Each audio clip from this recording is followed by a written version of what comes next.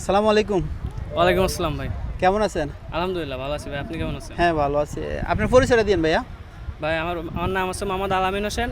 আমার বাসা মাগুরা ডিস্ট্রিক্ট। হুম। আমি থাকি মাহবুল্লাহ, কুয়েত। কতদিন আগে কুয়েতে আসছেন? এই 3 বছর সামথিং তা কি বিষয়ে আসছেন? আসছিলাম ভাই ক্লিনার বিষয় হসপিটাল। ক্লিনার। জি। তো কেমন সুযোগ সুবিধা? সুযোগ সুবিধা বলতে মনে করেন যে এই ক্লিনারদের ওরকম তেমন কোনো সুযোগ নাই, ঠিক আছে। হুম। কুয়েতে মনে করেন যে ক্লিনার হিসেবে আসলে 75 কেডি, যেটা 75 টাকা, বাংলাদেশি টাকায় 30,000 টাকা বেতন আইব। 2,500 টাকা। 28,000 টাকা। তা ওইরকম মনে করেন যে তেমন সুযোগ সুবিধা পাবেন না, কারণ ওইরকম সুযোগ সুবিধা ক্লিনার বিষয় নাই, ঠিক আছে। আচ্ছা, কি বিষয় আসলে সুযোগ সুবিধা বা কোন কোন কাজে সুযোগ সুবিধা? 3 বছরের মোটামুটি তো আপনি ভালো অভিজ্ঞতা হয়েছে। জি, তো জি। 3 বছরের যে অভিজ্ঞতাটা, ওই অভিজ্ঞতাটা বলবেন। আর যারা দেশ থেকে আসতে চায় তাদের উদ্দেশ্যে কিছু বলবেন, কোন বিষয় বা কোন কোন কাজে চাহিদা বেশি? আপনি মনে করেন যে কুয়েতে এসে যতটুকু বুঝছি, হয়তো বা আপনাদের মতন জানি না, আমার 3 বছরের অভিজ্ঞতা থেকে বলছি। মনে করেন যে প্রথমত ড্রাইভিং বিষয় আছে। ড্রাইভিং বিষয় আসলে আপনি কিছুটা করতে পারবেন। তারপরে এক কথা হাতের কাজ জানা থাকা লাগবে। বিদেশ আসতে গেলে আপনার হাতের কাজ জানা থাকা লাগবে। এই যে আছে মনে করেন যে সেলাই মেশিন, টেইলার্স, তারপরে চুল কাটা, ঠিক আছে, যেটা আমরা নাপিত বলি। হুম। তারপরে মনে করেন যে এই যে মেকানিক, হুম। এরকম যে ধরনের কাজ, হাতের কাজ আমাদের জানা থাকা লাগবে, তাহলে আপনি বিদেশে এসে কিছু করতে পারবেন। কিন্তু এরকম ক্লিনার বিষয় 75 টাকা বেতনে মনে করেন যে আপনার 10-15 হাজার টাকা খাইতেই চলে যাব, আপনি ওই 10,000 টাকা দিয়ে কিছু করতে পারবেন না। আচ্ছা, এই যে যারা দেশে আছে, আসার জন্য মানে অস্থির হয়ে আছে, কবে বিদেশ আসবে, টাকা মনে করেন কেউ কিস্তিতে নিতেছে, কেউ সুদে নিতেছে, কেউ লোন উড়াইতেছে, কেউ হাওলাত করে আসতেছে, তো তাদের উদ্দেশ্যে কিছু বলবেন? ভাই এদের মনে করেন যে এই যে বিদেশ আসার জন্য এই যে কিস্তি উঠানো, হাওলাত করা, এরকম ক্লিনার বিষয়ে 75 টাকা বেতনে, আমি মনে করি এটার চেয়ে বাংলাদেশে আপনি এখানে এসে যে 16 ঘন্টা ডিউটি করবেন, 16 ঘন্টা পরিশ্রম করবেন, এই পরিশ্রমের অর্ধেক পরিশ্রম যদি আপনি বাংলাদেশে থেকে করেন, এর থেকে বেটারভাবে চলতে পারবেন আপনি। এই বুদ্ধিটা কি আপনার কেউ বলছিল এরকম না কথা? ভাই, এরকম আমি যে এখানে আছি, হ্যাঁ। আমারে বলা হয়েছে যে তুই আয়, 50,000 প্লাস কামাইতে পারবি, 50,000 টাকা যাবে। ভাই আমি এখানে এসে তার কিচ্ছুই পাই নাই, যে সত্য কথা, বুঝছেন ভাই। মানে উল্টা পাইছেন নাকি? ওইটা উল্টা পাইছি। তা আপনি কি দালালের মাধ্যমে আছেন না আত্মীয় স্বজনের মাধ্যমে আছেন? আত্মীয় স্বজনের মাধ্যমে আইছি ভাই। আত্মীয় স্বজনের জি, জি। মাধ্যমে আছেন। তো আত্মীয় স্বজনরা কি বলে নাই বলে কোনো কাজ শিখে আসার জন্য? না ভাই, ওইরকম ভাবে কোনো কিছু বলে নাই, শুধু বলছে যে 75 টাকা বেতন। এমনকি আমার এখানে আসলে মনে করেন যে পার্ট টাইম হবে, এত টাকা বেতন, এত কিছু হইব, ঠিক আছে। এই ওই বাংলাদেশিতে মনে করেন যে আমি 1 লাখ টাকা কামাই আছি, ঠিক আছে, কিন্তু এখানে এসে 25,000 টাকার বেশি ইনকাম করতে পারি নাই।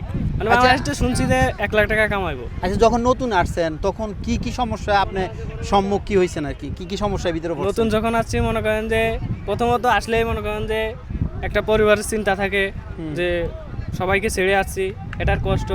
তারপরে মনে করেন যে আইসে প্রথমত ডিউটিতে গেলে ওরকম আমরা পাই নাই, যেটা মনে করেন যে আমাদের যে বাঙালি সুপারভাইজার ম্যানেজার স্যাক্রিফাইস করবে, এগুলো ভাই পাবেন না, ঠিক আছে, ঠিক আছে। এইগুলো এটাই হচ্ছে সমস্যা। এই ক্লিনার বিষয় আমার মতে মনে করেন না আসাই ভালো।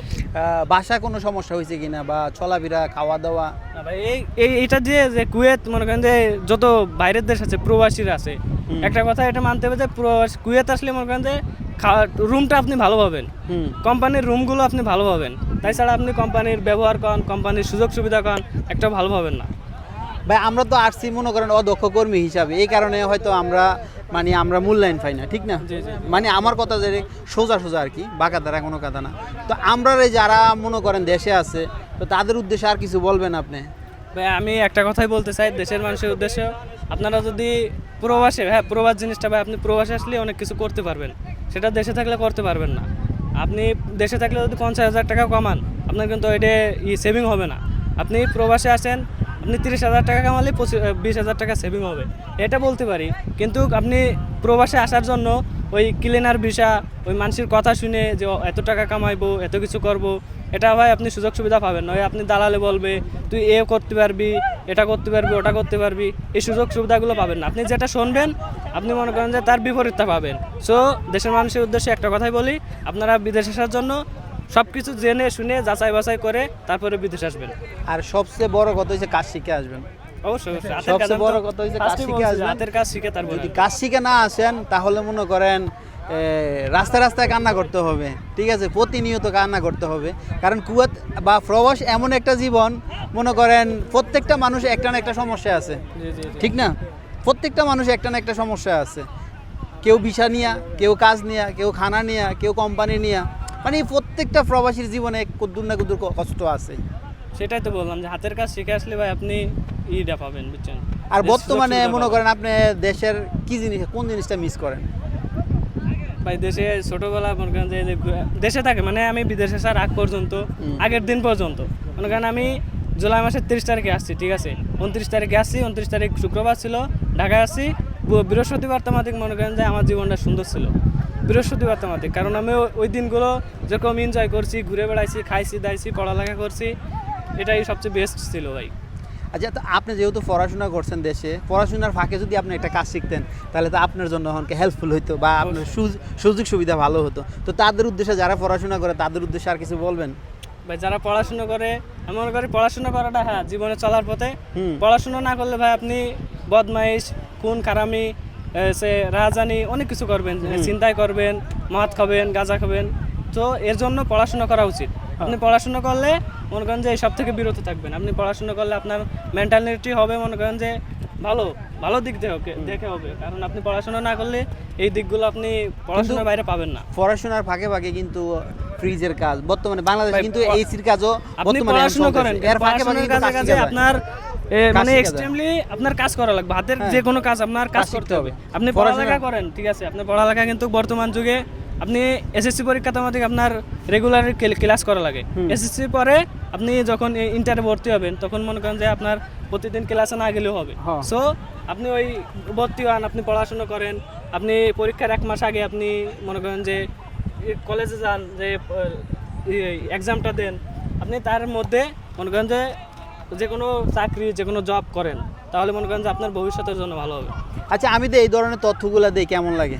জি ভাইয়া, ভালো লাগে ভালো লাগে। আপনি হয়তো আমার ভিডিও দেখেন নাই, না ভাই দেখি নাই, বাট ভিডিওগুলো কেমন আর কি ইয়া যে আপনি যে মানে আপনার যে কথাবার্তা অনেক ভালো লাগছে, যে দেশের মানুষের কাছে এই বার্তাগুলো পৌঁছে দিচ্ছেন, এটা অনেক ভালো।